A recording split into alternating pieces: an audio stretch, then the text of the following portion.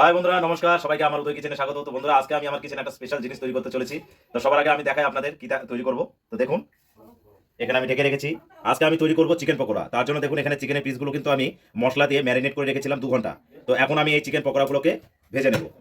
আর বন্ধুরা, এই চিকেন পকোড়া তৈরি করার জন্য আমি যে মশলাগুলোতে ম্যারিনেট করেছি সেগুলো, 1 নম্বর আমার টক দই, সঙ্গে আরো বিভিন্ন রকমের যে গুঁড়ো মশলা, জিরে, ধনিয়া পাউডার, লঙ্কার গুঁড়ো, হলুদ, আরো কিছু আছে এখানে, চিকেন গরম মশলা রয়েছে, সব দিয়ে ম্যারিনেট করে কিন্তু 2 ঘন্টা মতো আমি রেখেছিলাম। তো আমার টাইম কিন্তু হয়ে গেছে। এখন এই চিকেনগুলো ভিতর থেকে বেশ ভালোভাবে মশলা টেনে নিয়েছে। এখন এই চিকেনের পকোড়াগুলো আমি তৈরি করবো। তো তার জন্য আমি সামান্য পরিমাণে ময়দা আর কর্নফ্লাওয়ার দিয়ে মেখে নিয়ে আমি গরম তেলে ভেজে নেবো। তাহলে কিন্তু আমার চিকেন পকোড়া কমপ্লিট হয়ে যাবে।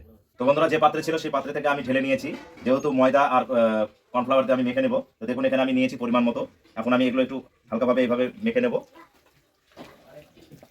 এই যে দেখুন, এখানে ময়দা আর আমি কর্নফ্লাওয়ার দিয়েছি, পরিমাণ মতো দিয়েছি, খুব বেশি দেওয়া যাবে না, জাস্ট একটু টাইট টাইট ভাব যেন থাকে।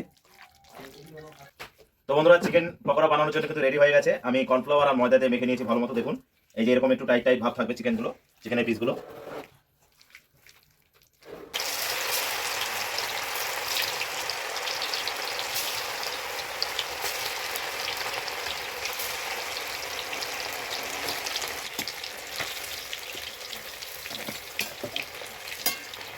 তো বন্ধুরা, পকোড়াগুলো দেখুন কত সুন্দর হচ্ছে। আর হালকা আছে কিন্তু ভেজে নিতে হবে, বেশি কড়া আছে ভাজা যাবে না।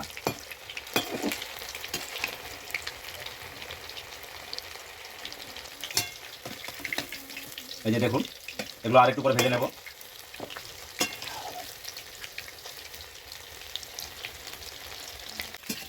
তো বন্ধুরা, এই চিকেনের পকোড়াগুলো আমার কমপ্লিট হয়ে গেছে। এগুলোকে আমি উঠিয়ে নেব।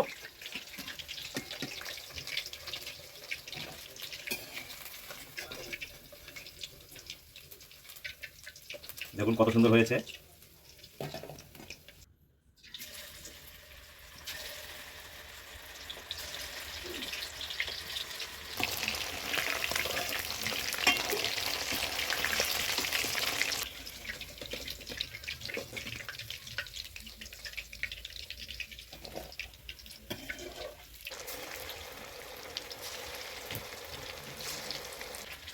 তো বন্ধুরা, এই যে চিকেন পকোড়া তৈরি করা কিন্তু খুবই সহজ। আপনারা বাড়িতে খুব সহজেই তৈরি করে নিতে পারবেন। কিছু না, শুধু চিকেনের পিসগুলোকে এক সাইজ মতো করে নিতে হবে। আর যে মশলাগুলো লাগে, আমরা বাড়িতে যে মশলাগুলো ব্যবহার করি সেই মশলাগুলো দেবেন। আর সঙ্গে কিন্তু টক দই অবশ্যই লাগবে। পরে মোটামুটি 2 থেকে 3 ঘন্টার মতো ম্যারিনেট করে রেখে দিতে হবে। তো আজকে আমি 2 ঘন্টার মতো রেখেছিলাম, তাতে এত সুন্দর হয়েছে। তো বাকিটা আমি পরে টেস্ট করে আপনাদের জানাবো।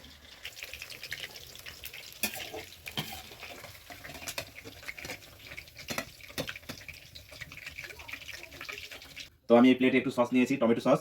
আর এই যে দেখুন বন্ধুরা, চিকেন পকোড়াগুলো এই থালার মধ্যে আমি ভেজে ভেজে রেখেছি। দেখুন কত সুন্দর মুচমুচে, এই যে দেখুন। তো আমি দুটো উঠিয়ে নেব, একটু সস ভরে নেব।